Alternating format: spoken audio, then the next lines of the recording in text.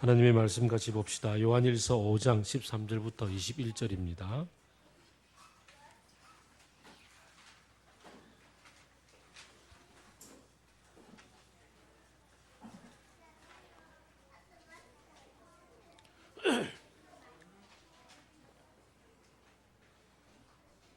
찾으셨습니까? 요한일서 5장 13에서 21절 한 절씩 저와 교독하겠습니다. 나는 하나님의 아들의 이름을 믿는 사람들인 여러분에게 이 글을 씁니다. 그것은 여러분이 영원한 생명을 가지고 있다는 것을 알게 하려는 것입니다.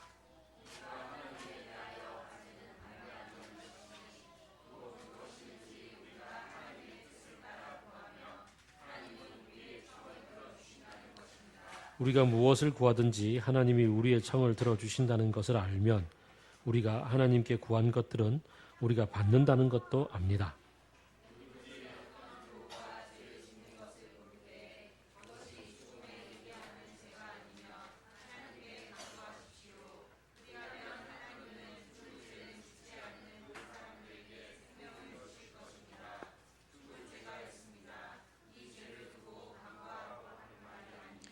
불의한 것은 모두 죄입니다. 그러나 죽음에 이르지 않는 죄도 있습니다.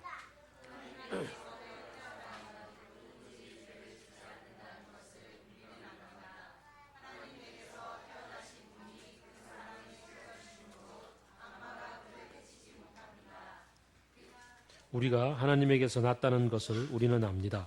그런데 온 세상은 악마의 세력 아래 놓여 있습니다.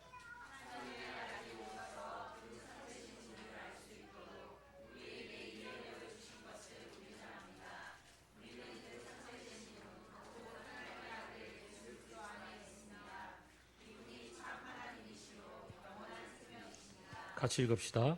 자녀되니 여러분은 우상을 멀리 하십시오. 아멘.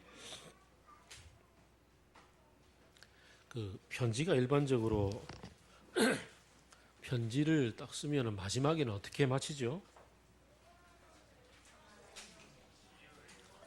그렇죠. see you later 하든지 아니면 어쨌든 안녕 하겠죠.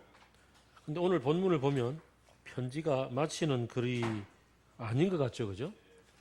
우상을 멀리 하십시오 하고 끝. 참 이렇게 요한이 글 쓰는 방식이 참 독특합니다.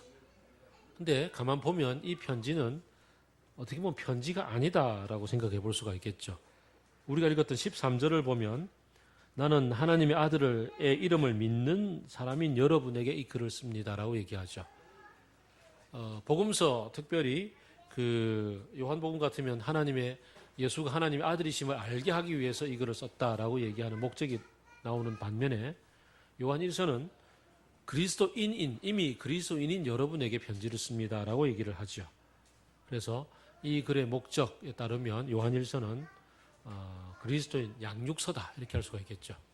우리로 치면 풍삼기에 해당되는 책이다 이렇게 볼 수가 있겠고요. 처음부터 이 요한일서의 배경에 대한 얘기를 충분히 했었습니다. 1세기 말 무렵 되었을 때 그 시절에 이 로마 사회 속에서 그리스 문화 속에서 어떻게 하면 거기에서도 잘 살고 그러면서도 예수도 믿는다라고 얘기할 수 있을까를 생각하면서 복음이 변질되기 시작했던 것들 거기에 관해서 이건 아닙니다라고 아주 분명하게 선을 긋고 그리고 예수를 믿는 사람은 이렇게 살아가야 됩니다라고 분명하게 양육을 하기 위해서 이거를 썼다라는 얘기죠. 그 목적이 분명하게 얘기를 하면서 그 사람들에 대해서 앞에서 얘기하기를 그들은 우리에게 속했다가 떠난 사람들입니다라고 4장에서 얘기를 하고 있죠. 중간중간에 그런 얘기도 합니다. 또 2장 19절에서도 그는 우리에게서 나갔습니다. 하지만 우리에게 속했던 적이 없었습니다. 이런 적도 얘기하고 가만 보면 이 사도 요한이 그 사람들에 대해서 상당히 마음에 뭔가 강한 이 분노가 자리 잡고 있는 것을 보게 됩니다. 이 분노는 네가 날 버렸으니까 괘씸하다 이런 어떤 괘씸죄라기보다는 하나님의 말씀을 먹칠하고 회방하는 어떤 분노, 거기에 대한 어떤 가득한 분노가 느껴집니다. 본문에서도 계속 그 얘기하는데요. 우리가 중간쯤 보게 16절 보게 되면요. 죽음에 이르는 죄, 뭐 이런 얘기 나오잖아요. 꼭 그 해리포터 보면 죽음을 먹는 자들 이런 느낌처럼 죽음에 이르는 죄가 있고 죽음에 이르지 않는 죄가 있다. 이런 얘기처럼 얘기를 나누고 있습니다. 죽음에 이르는 죄가 있다라고 얘기할 때 이 죄를 가만 보면 지금 우리에게서 나갔던 그 사람들, 지금 이 편지를 쓰고 있는 그 백그라운드가 되고 있는 그 사람들을 염두에 두고 있는 것 같지 않습니까? 그래서 그 사람들에 대해서 굉장히 분노가 가득한 것을 봅니다. 그럴 것 같아요. 제가 나니아 연대기를 읽으면서 제일 마음에 분노가 가득 찼던, 그리고 이렇게 마음에 이렇게 어떻게 보면 그 슬픔과 분노 같이 일어났던 책이 뭐였냐면, 다른 데도 보면 다 이렇게 사악한 겨울 마녀가 나오잖아요. 그 마녀가 막 해코지도 하고 막 이러는 것도, 그리고 그 마녀에 의해서 은의자 같은 경우 보게 되면 그 왜 왕자가 계속 마약 주사 맞고서 그냥 그 마녀를 칭송하면서 마녀 앞잡이가 되어 살아가잖아요. 꼭 그 청와대에서 계속 그 주사 준마한테 맞아가지고 했던 것처럼 그런 불쌍한 것도 있는데, 제일 분노가 가득했던 책이 뭐였냐면 마지막 전투였습니다. 마지막 책이죠. 이 마지막 전투를 보게 되면 이 원숭이 한 마리가 진짜 나쁜 놈인데, 이 원숭이 한 마리가 어쩌다가 사자 그 가죽을 손에 넣잖아요. 그리고 지가 데리고 다니던 지 밑에 놀고 있던 망아지가 아니고 당나귀에게 씌워가지고 아슬란이다 이러는 거죠. 우리가 잘 알다시피 나니아 얘기에서는 아슬란이 그 신의 이름으로 나타나잖아요. 신의 형상으로 나타나는데 이게 신이다라고 한번 어슬렁하고 나갔다가 들어오면 사람들이 막 와가지고 복채내고 막 그냥 아슬란님이요 이러면은 막 문제를 얘기하면 자기가 다 풀어주죠.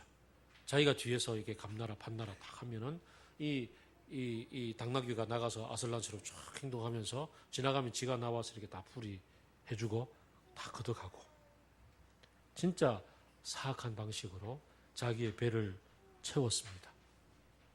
근데 진짜 분노가 치미는 대목은 어디냐면은 나중에 뽀록 나거든요.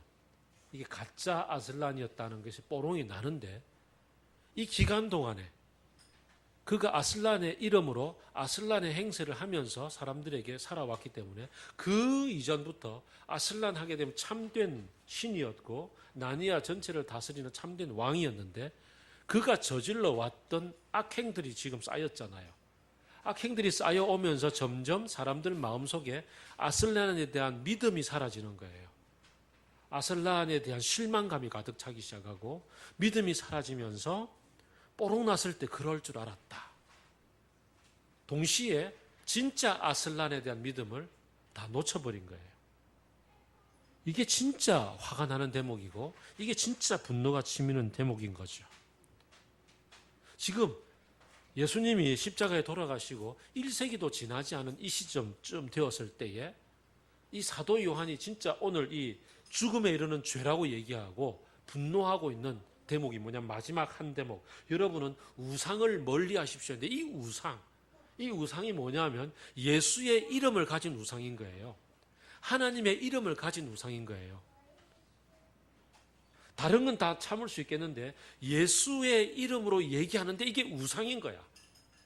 아슬란의 이름으로 얘기하는데 이게 망아지가 탈 쓰고 있는 것처럼, 당나귀가 탈 쓰고 있는 것처럼 세계 곳곳에서 교회에서 예수의 이름으로 선포되어지는 말씀과 예수에게 드려지는 예배와 하나님께 드려지는 이 찬송이 다 이게 가짜인 거예요. 우상인 거예요.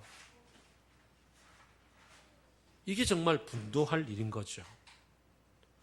이것 때문에 이 우상에 대해서 사도 요한이 엄청나게 분노하고 있다라고. 사도 요한 시절에 어떤 사람들이 예수의 이름으로 가짜를 퍼뜨렸습니까? 가현설.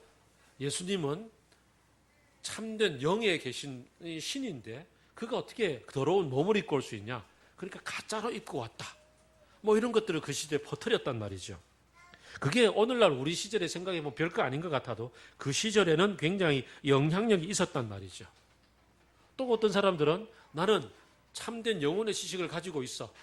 그러니까 하나님의 백성이야. 나는 하나님의 백성으로 부름을 받았으니 이 땅에서는 더러움에 속한 육체를 가지고서는 마음껏 행동해도 어떤 짓을 해도 참된 영혼의 소유자인 나는 깨끗해 라고 이야기를 하며 죄를 마음껏 먹고 마셨단 말이죠. 예수의 이름으로 나는 예수 그리스도인이야 라고 얘기하면서 이게 가져올 여파가 얼마나 크겠냐고요. 이 우상, 예수의 이름으로 거행되어지는 이 우상의 영향력은 아까 나니아에서 얘기한 것처럼 사람들 속에 그럴 줄 알았다. 이제 막 이렇게 파워 있게 출발해야 되는 기독교가 그래서 다른 사람들과 세상과 구별되어지는 참된 모습을 드러내고 정말 영향력 있게 살아가야 될 그리스도인들이 실망스러운 모습들을 보여주니까 그럴 줄 알았다. 걔도 그냥 그런 신이지 우리가 알고 있는 신이랑 뭐가 달라? 라고 이야기하는 영향력, 이게 사도 요한을 분노하게 만들었단 말이죠. 오늘날 우리가 처하고 있는 이 환경도 동일합니다. 우리가 나가서 직장 속에서 만나는 사람들이 우리를 향해서 기독교인들, 환자, 기독교 환자라고 얘기하는 이때에 그 속에 담겨 있는 게 뭐겠냐고요.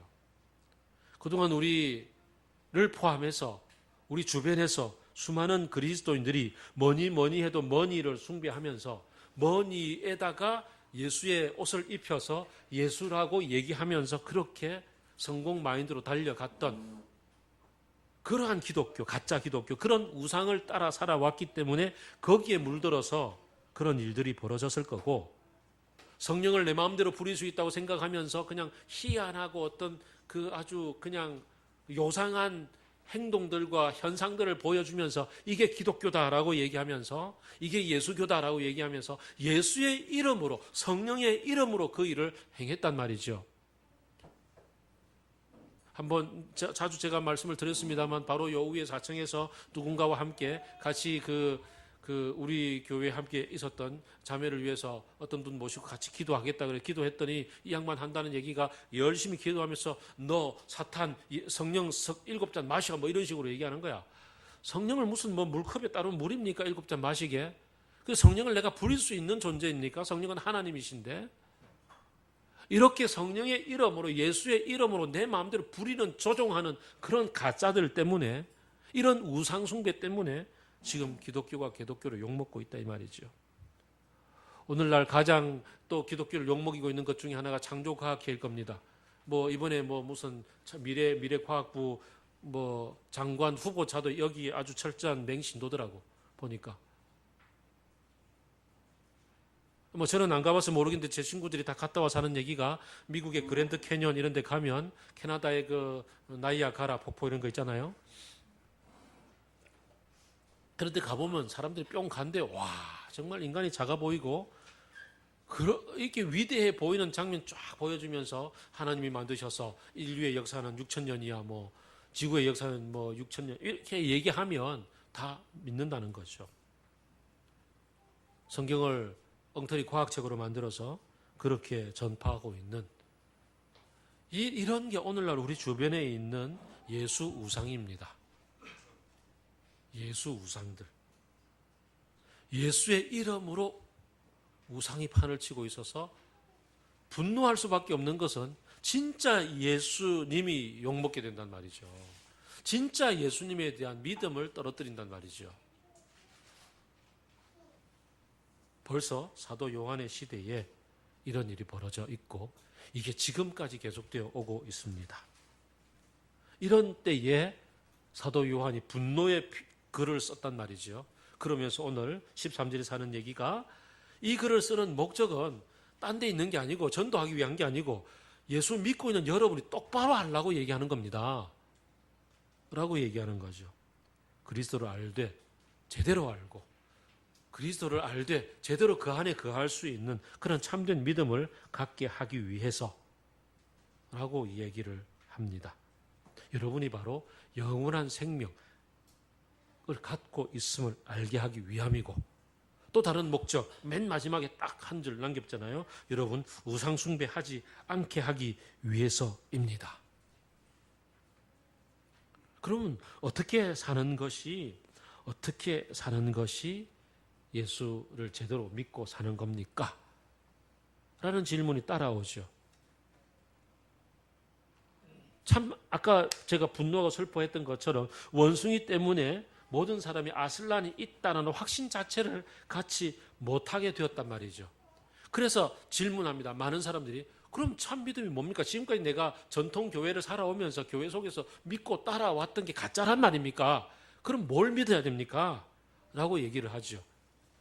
실제로 그래요. 우리가 오늘 찬송했잖아요. 주와 같이 길 가는 것. 참 즐거운 일이에요. 그런데 그 마지막 가사 보면 옛날 선지자 에녹같이 우리들도 천국에 들려 올라갈 때까지 주와 같이 걷겠네. 천국은 들려 올라가는 저기라는 사상을 가지고 이 글을 썼거든요. 이 가사를 우리는 열심히 불렀지만 엉터리인 거죠.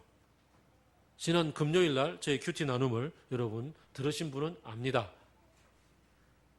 안 들으신 분은 오늘 가서 반드시 들어보시기를 바랍니다. 금요일 날.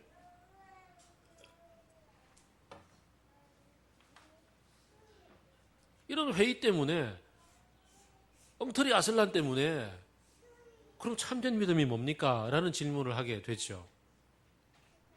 여기에 사도 요한은 오늘 본문 속에 제안하기를 담대하라. 우리가 하나님 앞에 가지는 담대함이 필요하다.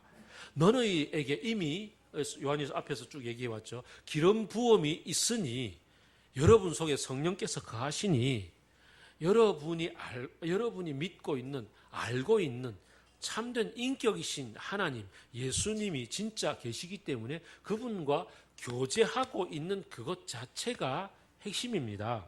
그러니까 헷갈릴 필요 없이 담대함을 가집시오라고 이야기를 합니다. 이것은 오늘날도 참입니다. 요한 시대에 요한이 강조했던 것은 예수님이 이 땅에 몸을 입고 오셨고 사도신경에서 우리가 고백하는 것처럼 몸을 입고 오셨고 십자가 위에 죽으셨고 부활하셨다라는 가장 기초적인 믿음 위에 그게 바로 하나님의 이름을 믿는 여러분이라고 얘기되어져 있는 오늘 13절의 얘기죠. 그래서 이 기초 위에 하나님의 살아계신 인격을 예수 그리스도 안에서 성령을 통하여 직접 만나고 있을 때 여러분은 생명을 가지고 있습니다. 그러니 확신을 가지십시오. 용두사미가 될 것 같습니다. 아주 거창하게 예수의 이름의 우상에 대항하는 방식, 참된을 구별하는 방식, 지난주에 제가 설교를 했던 것처럼 그 가짜를 버리고 참된 믿음을 가지게 되는 방식은 뭐냐? 다른 성경을 통해서는 다른 곳에 다른 묵상을 할 수가 있습니다. 그러나 오늘 사도 요한이 제시하는 방법은 뭐냐? 바울은 참된 어떤 깨달음과 체계를 따라서 바울을 통해서는 어떻게 보면 믿음의 토대를 쫙 닦아 나갈 수가 있어요. 그래서 지난 금요일 날 얘기했던 것처럼 데살로니가 전서를 통해서 우리는 다시 오실 하나님의 나라 죽으면 어떻게 됩니까? 이런 얘기들에 대해서 정리할 수가 있습니다. 동시에 그러면 오늘은 우리는 사도 요한이 요한일서를 통해서 들려주는 도전은 뭔가? 놀랍게도 사도 요한은 1장에서 얘기했던 것처럼 나는 예수님하고 직접 교제해 본 사람이에요 라고 얘기하죠. 3년을 같이 주구장창 먹고 자고 마시고 동행했던 사람이에요. 손으로도 직접 만져봤고 예수님이 마지막 십자가 돌아가시기 전날 밤에 그의 가슴에 기대어서 같이 빵도 나누어 먹었고 그랬던 사람이에요. 그래서 나는 누구보다도 그 예수님의 사랑을 마음껏 누려본 사람이에요. 그래서 십자가에 돌아가시면서 사도 요한을 보고서 요한아 너의 어머니다라고 예수님의 어머니 마리아를 요한에게 맡길 수 있을 만큼 깊은 사랑의 교제를 해본 사람이란 말이죠. 그리고 그 사랑은 지금도 동일하고. 그래서 사도 요한이 하는 방식은 뭐냐 하면은 다른 게 아니고 쭉 앞에서 얘기했잖아요. 하나님의 사랑이 우리에게 임했고 예수 그리스도를 통해서 우리에게 다가왔고 그 사랑 안에 머물러 본 사람은 그 사랑을 통해서 깨닫고 알아차리게 됩니다. 라고 얘기하는 거예요. 다른 논리가 필요 없다는 게 아닙니다. 사도 바울의 서신서들을 통해서 혹은 다른 복음서들을 통해서 우리들은 다른 차원의 공부들을 해야 돼요. 오늘날 아까 얘기한 것처럼 옛날 선지 에녹 같이 들려 올라가는 거기가 천국이냐? 아니다. 이런 얘기는 사도 바울을 통해서 배우시고, 오늘 사도 요한의 도전은 뭐냐면 사랑의 깨어남이에요. 사랑 안의 깨어남. 사랑해 본 사람은 그 사랑 아는 거죠. 여러분에게 기름 부음이 받아져 있어요. 부어져 있어요. 여러분 사랑 가는데 거하고 있어요. 그러니까 그게 참이니까 거기에 깨어나면 되는 거예요. 라고 얘기합니다. 그래서 14절에서 얘기하기를 하나님의 뜻, 이미 우리가 알잖아요. 그 안에 있으니까 그 뜻을 따라서 구하는 사람은 하나님 마음껏 부어주세요. 기도 응답해 주세요. 마음껏 누릴 수 있도록 해주세요. 라고 이야기를 합니다. 어렵죠. 참 예수님의 사랑 안에 머물고 거할 수 있는 것은 요한복음에서 얘기하는 것처럼 나는 포도나무에 너희는 가지니 너희가 내 안에 내가 너희 안에 거하면 된다 라고 얘기해요. 거하는 게 뭔가? 사랑은 우리에게서 난 것이 아니고 하나님이 사랑이셨고 그 사랑을 예수 그리스도를 통해서 보여주셨는데, 천국에서 하나님 만드셨던 그 사랑을 우리가 맛은 조금 보고 조금은 알지만 우리가 살아온 세월 동안에 많은 세월 동안에 왜곡되고 비뚤어진 사랑으로 사랑을 왜곡시켜 왔기 때문에 그걸 떨쳐내는 작업, 그것부터 해보는 거죠. 떨쳐내는 작업. 무한히 누군가가 나를 받아주었고 품어주었고, 그리고 내가 뭔 짓을 하든지 내가 어떤 죄를 저질렀든지 주님을 믿는다고 하면서조차도 여전히 주님이 원치 않는 어떤 나쁜 생각과 나쁜 행동과 나쁜 짓들을 이렇게 자주 나락에 떨어지는 나인데도 불구하고 요한 1장 9절이 얘기하는 것처럼 아빠 또 실패했어요 라고 얘기하면 주님이 그래 괜찮아, 내가 이미 널 씻었는데 뭘 다시는 그러지 말자. 예수님이 현장에서 가늠하다 잡힌 여인을 붙잡아 왔을 때 죄 없는 자가 돌로 차라 그래가지고 일단 보호, 이 위기로부터 그를 벗어나게 하고, 그리고 나서는 다 어디 갔냐? 다 갔어요. 그랬더니 그래 나도 널 정죄하지 않는다. 가서 죄는 짓지 마.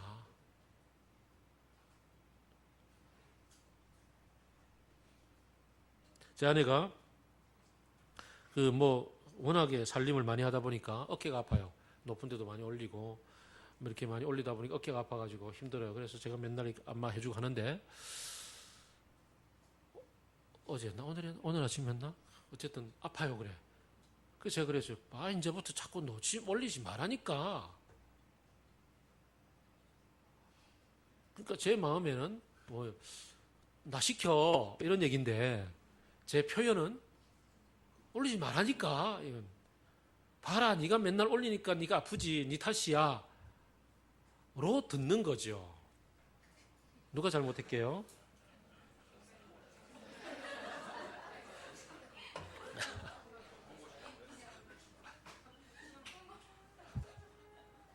내가 두수 형제만큼은 키가 커서도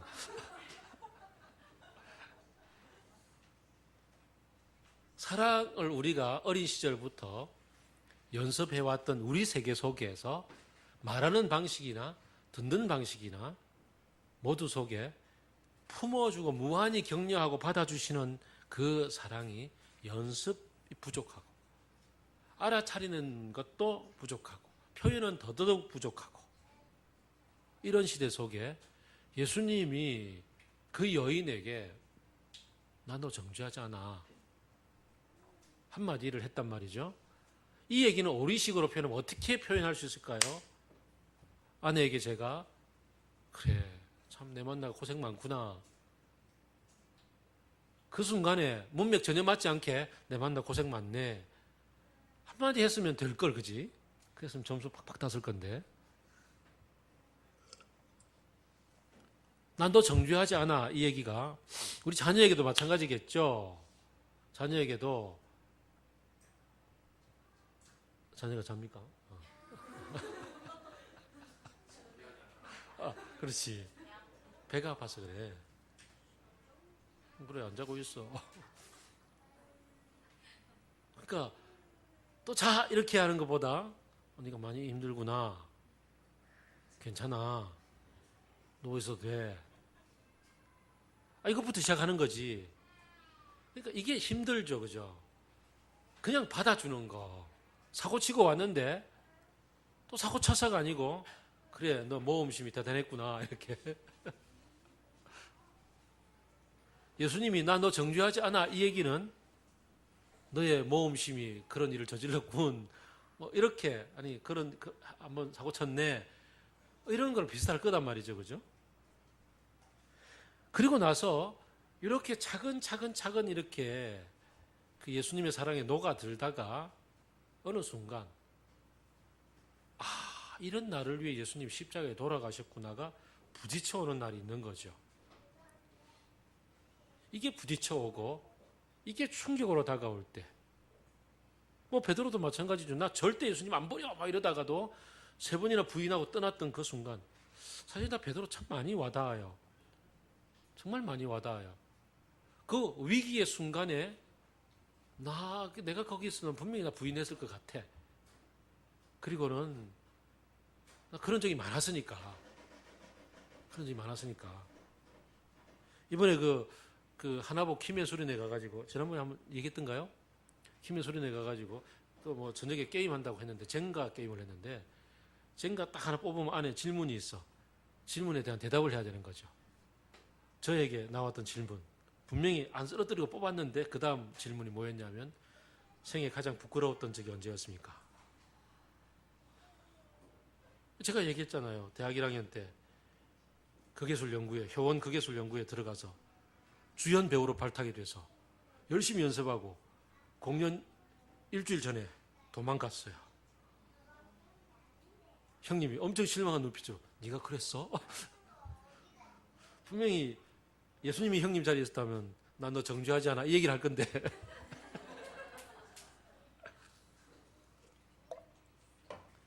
그랬던 나였기 때문에 베드로가 너무너무 잘 다가오죠. 근데 예수님은 갈릴리 바닷가에서 요한의 아들 시몬아 네가 날 사랑하니? 그래 너 내 양 먹여. 3번이나 똑같이. 이런 게 와 닿는 때가 있어요. 인생의 어느 순간에 딱 살다 보면 아내와 남편이 살다가도 완전히 그냥 무너져 있던 그 순간에 배우자가 나를 꼭 안아주는 어떤 사랑의 순간이 있거든요. 그런 순간, 이게 사랑이 깨어나는 순간이죠. 요한은 그런 순간을 체험해 본 사람이고 그런 예수님을 만나본 사람이기 때문에 그 사랑을 얘기하는 거죠.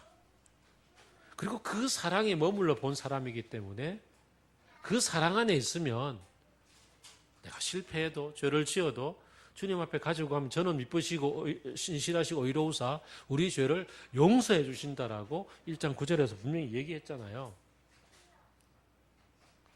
그 얘기가 오늘 본문 속에도 녹아 있어요. 죽음에 이르는 죄가 아닌 다른 죄들에 대해서는 우리들은 오늘 본문 18절을 보니까 19절 어디요? 18절을 보니까 하나님에게 태어난 사람은 누구든지 죄를 짓지 않습니다라고 얘기를 하잖아요. 이게 우리는 결코 죄 짓는 사람이 아니야. 완벽주의로 뿅 올라가서 구원파. 우리가 예수 맨날 몇 월 며칠 몇 시에 예수님 영접했으니까 그다음부터는 우리는 절대 죄 짓는 사람 아니야. 이러면서 마음껏 죄 짓는 이런 것을 뜻하는 게 아니고 참 많이 와닿았었어요. 톰 라이트가 이 글을 번역을 하면서 이걸 개인 번역이라 그러죠. 학자들마다 다 자기 번역을 해요. 번역을 하면서 여기에다가 계속해서 죄를 짓지 않습니다라고 얘기해요. 하나님의 사랑 안에 머물러 있는 사람은 그 사랑에 겨워서 처음에는 막 실패 주기가 짧아요. 이렇게 실패 주기가 짧아도 점점 주님의 사랑에 이렇게 머물러 갈수록 조금 인터벌이 늘어나고 그래서 계속 그 같은 범죄에 머물러 있지 않고 무너지지 않고 그래서 어느 순간인가는 강을 건너가 있는 나를 보게 될 거라고 얘기를 하는 거죠. 이게 우리입니다. 그러니까 담대함을 가지십시오. 라고 얘기를 하죠. 그러나 거기에 비해서 죽음을 먹는 자들이 있다는 거죠. 용서받지 못한 죄가 있다는 거죠. 예수님도 요한하고 참 비슷한 얘기를 한번 하신 적이 있죠. 예수님의 이 3년 공생의 기간 동안에 지속적으로 와서 막 계속 괴롭혔던 바리새파들이 있잖아요. 어떻게 하든지 걸고 넘어지겠다고. 분명히 하나님의 역사임에도 불구하고 거기에다가 사탄의 바알세불의 역사라고 그냥 갖다가 되는 이런 장면을 만날 때 예수님이 모든 죄는 다 용서를 받지만 성령을 회방한 죄는 용서를 못 받는다 그랬잖아요. 이게 분노의 표현인 거죠. 사도 요한도 동일하게 예수의 이름으로 우상을 만들어서 섬기고 있는 이 사람들은 용서 못 받는다. 죽음에 이르는 죄다라고 얘기를 합니다. 얘들은 끝. 아니야. 얘들은 그리스도인이 아니야. 우리 속에 속했던 게 아니야. 그러나 우리들은 예수님 안에 있기 때문에 자신감을 가지라 라고 이야기를 합니다. 그리고 공동체가 중요하다는 걸 알죠. 제자 공동체가 어떻게 왕창 무너졌다가 어떻게 다시 일어나는지를 직접 몸소 경험했던 사도 요한이기 때문에 우리가 빛 가운데 거하면, 예수님 안에 거하면 담대하게 기도해야 되는데, 주님 앞에 구하면 다 들어준다는 거 알잖아. 이걸 가지고서 마지막으로 요청하는데 기도해야 될 것 중에 하나가 뭐냐면 형제 자매를 위한 중보기도야. 죄 가운데 거하지 않도록 일어서도록 중보하면 하나님이 들어주셔서 그를 이렇게 세워주셔 라고 이야기를 하는 게 오늘 본문의 이야기입니다.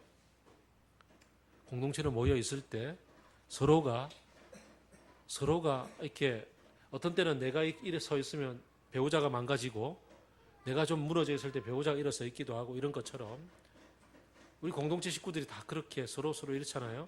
이럴 때 넘어지는 사람을 보고 중보하고 기도하고 손잡아서 이렇게 세워주고 정죄하지 않고 이렇게 세워주고 이러는 주님의 사랑을 함께 실천해 나가는 그게 바로 우리 교회다라고 이야기를 하고 있습니다.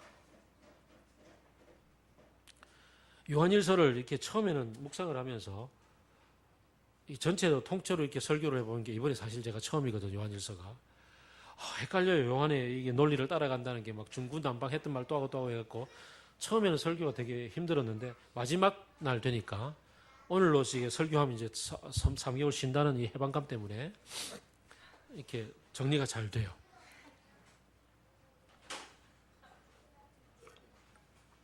결론 뭔가요? 요한이 했던 얘기 잘 요약해 보니까 쟤들은 예수 우상을 섬기는 놈들이야. 쟤들 우리에게 속한 게 아니야. 이미 달랐어. 걔들은 하나님 용서를 못 받는 놈들이야. 그렇습니다. 사실 그래요. 지금 예수 우상이 이 땅에 얼마나 많아요. 교회라는 이름으로 모여서 교회 하나님의 백성으로 모여가지고 일일이 열거하자면 한도 끝도 없죠. 그런 세상 속에 그래서 얘기합니다. 세상은 악한 자들의 권세 아래에 있다라고. 이 죽음을 먹는 자들마저도 악한 자들의 권세 아래에 있어요. 더 이상 우리 형제가 아닌 것 같아요.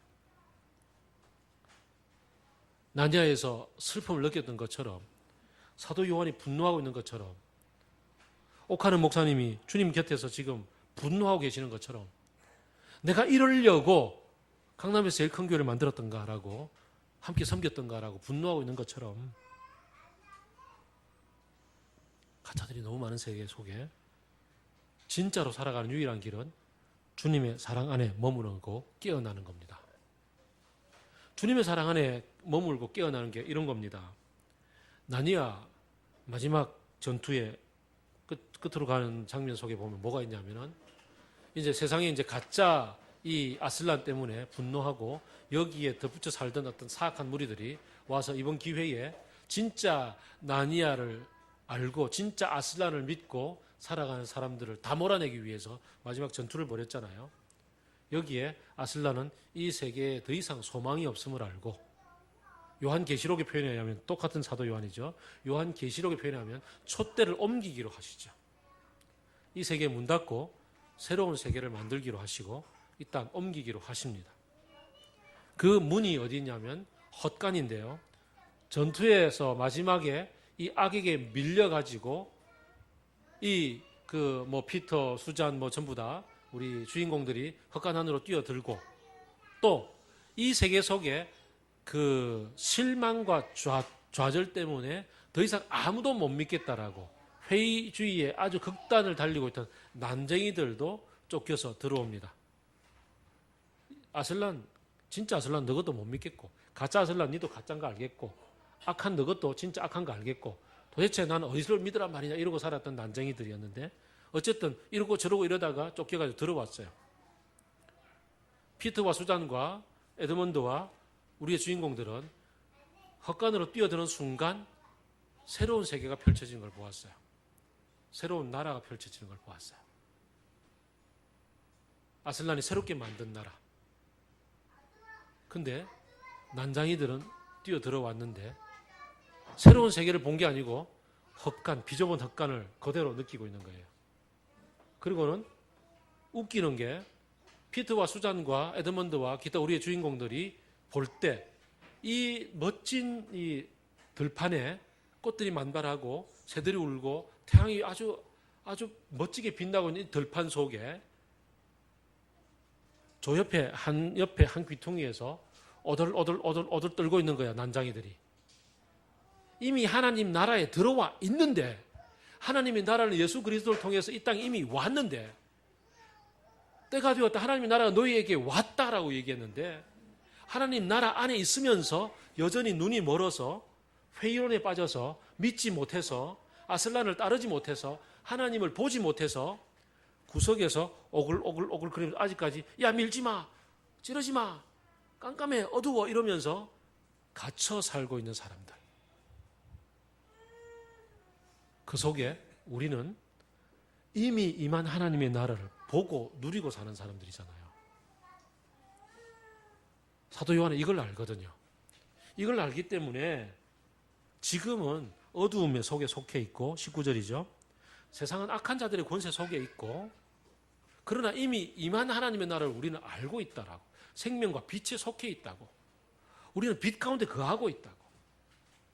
그러니 우리는 그것을 마음 놓고 누리고 살면 된다라고 이야기를 합니다.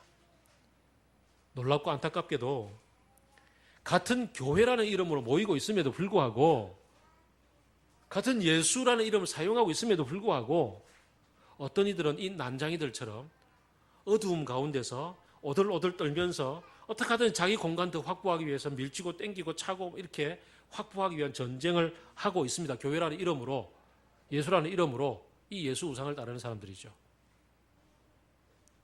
그러나 그 가운데 인격적으로 주님을 만나고 예수 그리스도의 피를 통해서 죄 씻음을 받은 빛 가운데 거하는 사람들이 있단 말이죠. 실은 너무나 놀랍게도 그러한 사람들이 교권을 장악하고 휘두르고 있는 그 교회 안에도 있단 말이죠. 가톨릭이 그렇게 타락해서 개신교가 나왔음에도 불구하고 가톨릭 교회 안에도 여전히 하나님을 따르고 하나님의 나라를 누리고 사는 성도들이 있는 것처럼 그건 우리는 모르잖아요. 그죠? 그러나 만나보면 알아요. 가톨릭 신자들도 만나보면 참된 예수 그리스도 안에서 교제를 하고 있는 사람들은 느끼시고 알아차리게 돼요. 그것처럼 같은 그리스도인들끼리 만나도 입에서 나오는 얘기가 맨날 자기 욕심 차리는 얘기고 자기 중심적인 얘기고 어떻게 하든지 더 하나 더 챙겨가겠다라는 얘기만 하고 사는 사람들은 여전히 어두움 가운데 거할 것 같은 그런 느낌이 많죠. 자, 우리는 이미 빛 가운데 거하고 성령 안에서 주님과 교제하고 있습니다. 참된 지식과 이해력을 갖추고 있습니다. 참된 지식은 무엇입니까? 바로 예수님이 하나님의 아들이심과 그분이 우리 죄를 위해 십자가를 지시고 죽으셨음과 부활하셔서 우리에게 새로운 하나님의 나라를 선물로 주셨음을 아는 것, 영원한 생명을 누리고 있는 겁니다. 담대하게 사도 요한의 도전에 따라서 담대함을 가지고서 이 하나님의 나라를 누리며 삽시다. 살다 보면 어두움은 물러가게 되어져 있습니다. 빛이 강하면 어두움은 점점 세력을 잃게 마련입니다. 그러므로 우리는 더도 말고 덜도 말고 주님 안에 거하는 것, 여기에 힘을 실어 봅시다. 사랑의 깨어남에 눈을 떠 봅시다. 갇혀서 여전히 헛간에 사는 것처럼 여전히 내 직장과 여전히 밥줄과 여전히 한 푼 더 벌고 안 벌고 여기에 목매달지 말고 내 적금 통장 저금 통장 여기에 내 미래를 어떻게 좌우할 거라고 생각하지 말고 주님과 함께 교제하고 주님과 함께 살고 있는 현재 이 하나님의 나라, 이게 현실을 지배하고 능력을 펼쳐낼 거라고 담대하게 구하는 대로 주님이 마음대로 주실 거라는 거. 14절 15절 이 말씀을 믿고 일용할 양식을 구할 때 채워주시고 악에게 물들지 않도록 해달라고 할 때 주님이 우리를 지켜줄 것을 믿고 그렇게 기도하며 기도의 능력을 체험하며 살아가자, 이런 말씀입니다. 기독교가 별 다를 게 없어요. 지난 한 몇 년 동안에 저희 친구 그룹들이 같이 미셔널 이러면서 이제 미셔널 처치에 대한 얘기를 많이 도전도 받고 달려가봤어요. 가봤더니 별 게 없었어요. 뭐냐면 교회로 모여서 성도로 살아가며 미션을 하는 거더라고. 새로운 유행이 있는 것처럼 보이지만 새로운 유행이 아니라 성경이 가르쳐주고 내 안에 계신 예수께서 이끌어 가시는 것을 참되게 따라가는 정직한 삶이면 된다는 것을 믿고 딴 길 가지 말고 이 길로 쭉 가봅시다. 아멘이십니까? 그래서 제가 비록 3개월 설교하지 않더라도 매일 제 목소리는 큐티 나눔 속에 울려갑니다. 놓치지 마세요. 이게 매일매일 그저 밥 먹는 거예요. 밥 먹는 게 이게 별미 별거 있는 것처럼 보여도 이게 미안합니다. 이건 꼭 내 대신 설교자를 까는 것 같은 느낌이 들어서 그건 아니고 매일 예수님의 밥 먹는 게 중요합니다. 기도합시다.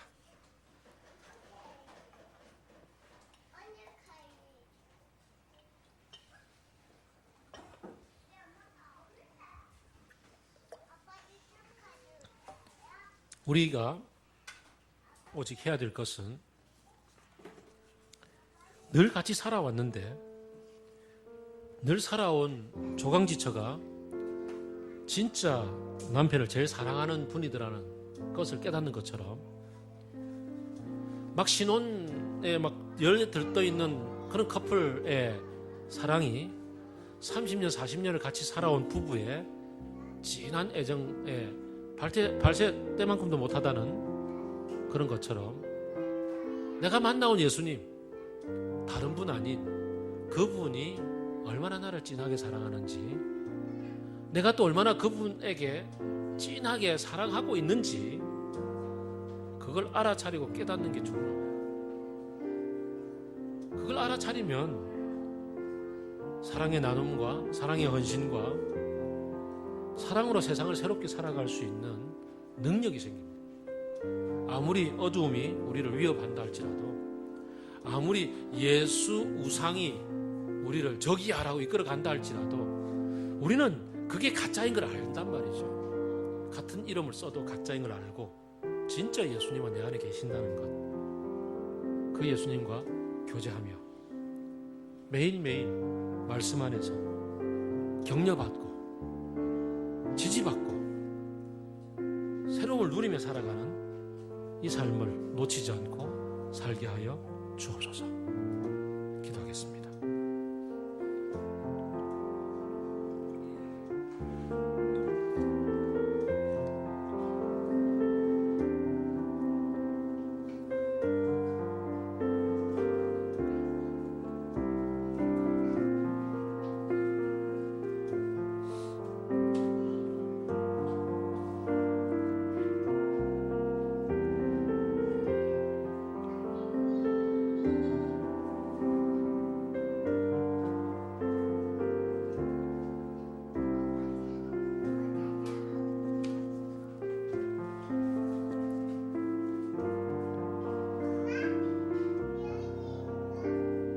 만군의 주님, 주님이 계신 곳이 얼마나 사랑스러운지요. 내 영혼이 주님의 궁전뜰을 그리워하고 사모합니다. 내 마음도 이 몸도 살아계신 하나님께 기쁨의 노래를 부릅니다. 만군의 주님, 나의 왕, 나의 하나님, 참새도 주님의 제단 곁에서 제 집을 짓고 제비도 새끼칠 보금자리를 얻습니다. 주님의 집에 사는 사람들은 복됩니다. 그들은 영원토록 주님을 찬양합니다. 주님께서 주시는 힘을 얻고 마음이 이미 시온의 순례길에 오른 사람들은 복이 있습니다. 그들이 눈물의 골짜기를 지나갈 때에 샘물이 솟아서 마실 것입니다. 가을비도 샘물을 가득 채울 것입니다. 그들은 힘을 얻고 더 어둠이 올라가서 시온에서 하나님을 우러러 뵐 것입니다. 아멘.